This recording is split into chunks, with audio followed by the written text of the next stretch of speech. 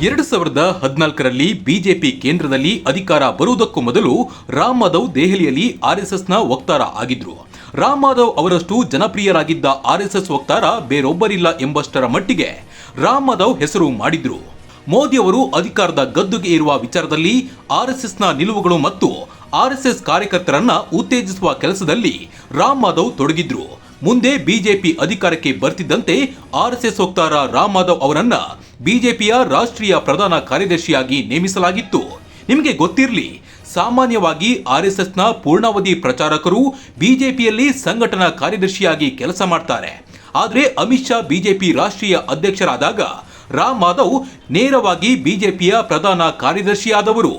ಬಿಜೆಪಿಯ ಚುನಾವಣಾ ಚಾಣಕ್ಯ ಎಂದೇ ಕರೆಸಿಕೊಂಡಿರುವ ಅಮಿತ್ ಶಾ ಪಕ್ಷದ ರಾಷ್ಟ್ರೀಯ ಅಧ್ಯಕ್ಷರಾದ ಮೇಲೆ ಈಶಾನ್ಯ ರಾಜ್ಯಗಳಲ್ಲೂ ಬಿಜೆಪಿಯನ್ನ ಗೆಲ್ಲಿಸುವ ದೊಡ್ಡ ಗುರಿಯನ್ನ ನಿಗದಿ ಮಾಡಿದ್ರು. ಆದರೆ ಆ ಮಿಷನ್ ಈಡೇರುವಂತೆ ಮಾಡಿದ್ದು ಇದೇ ರಾಮ್ ಮಾಧವ್. ಮೊದಲು ಅಸ್ಸಾಂನಲ್ಲಿ ಅಧಿಕಾರದಲ್ಲಿದ್ದ ಕಾಂಗ್ರೆಸ್ ಪಕ್ಷವನ್ನ ಕೆಡವಿ ಬಿಜೆಪಿ ಭರ್ಜರಿ ಬಹುಮತದೊಂದಿಗೆ ಅಧಿಕಾರಕ್ಕೆ ಬರುವಂತೆ ಮಾಡಿದ್ರು.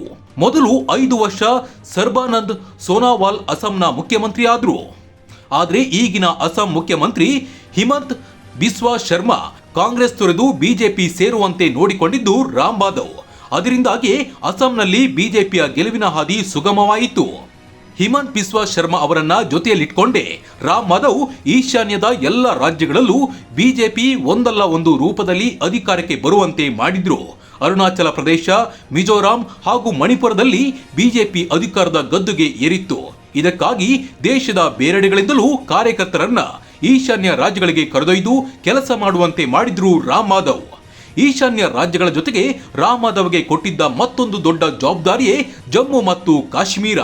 2014ರಲ್ಲಿ ಜಮ್ಮು ಮತ್ತು ಕಾಶ್ಮೀರದಲ್ಲಿ ಬಿಜೆಪಿ 2ನೇ ದೊಡ್ಡ ಪಕ್ಷವಾಗಿ ಹೊರಹೊಮ್ಮಿತ್ತು.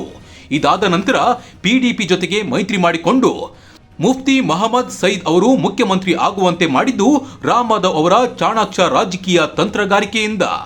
ಯಾರು ಊಹಿಸಲು ಸಾಧ್ಯವಾಗದ ರೀತಿಯ ಅತ್ಯಂತ ದೊಡ್ಡ ಮೈತ್ರಿಯನ್ನ ರಾಮ್ ಮಾಧವ್ ಕಾಶ್ಮೀರದಲ್ಲಿ ಸಾಧ್ಯವಾಗಿಸಿದ್ರು. ಮುಂದೆ ಮುಫ್ತಿ ಸೈದ್ ಇಹಲೋಕ ತ್ಯಜಿಸಿದ ಮೇಲೆ ಮೆಹಬೂಬಾ ಮುಫ್ತಿ ಅವರಿಗೂ ಮೈತ್ರಿಯ ಬೆಂಬಲ ಕೊಟ್ಟಿದ್ರು. 3 ವರ್ಷಗಳ ಕಾಲ ಅಧಿಕಾರ ಹಂಚಿಕೊಂಡು ಬಿಜೆಪಿಗೆ ಮುಖ್ಯಮಂತ್ರಿ ಸ್ಥಾನ ಸಿಗುವಂತೆ ಮಾಡಿದ್ರು.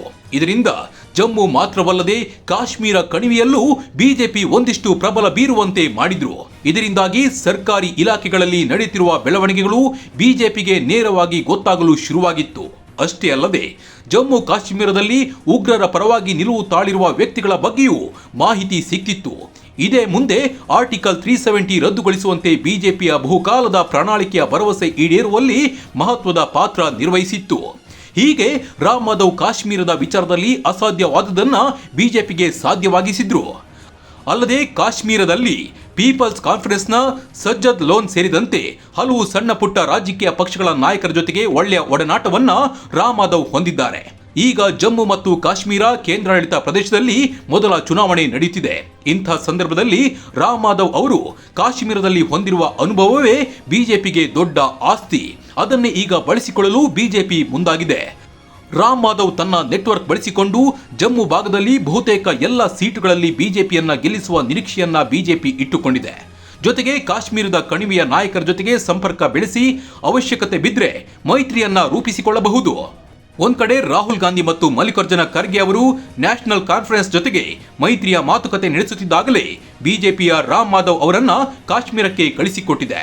ಇದರೊಂದಿಗೆ ಕಣಿವೆ ರಾಜ್ಯದ ಚಳಿಯ ನಡುವೆಯೂ ರಾಜಕೀಯ ಬಿಸಿ ಏರುವಂತೆ ಮಾಡಿದೆ. ರಾಮ್ ಮಾಧವ್ ಅವರು ಬಿಜೆಪಿಯ ಸೇವೆಗೆ ಮರಳಿರುವುದು ತಾತ್ಕಾಲಿಕವೋ ಅಥವಾ ರಾಜಕೀಯವಾಗಿ ಹೊಸ ಅಧ್ಯಾಯ ಇಲ್ಲಿಂದಲೇ ಆರಂಭವಾಗುತ್ತಾ ಅನ್ನೋದನ್ನ ಕಾದು ನೋಡಬೇಕಿದೆ.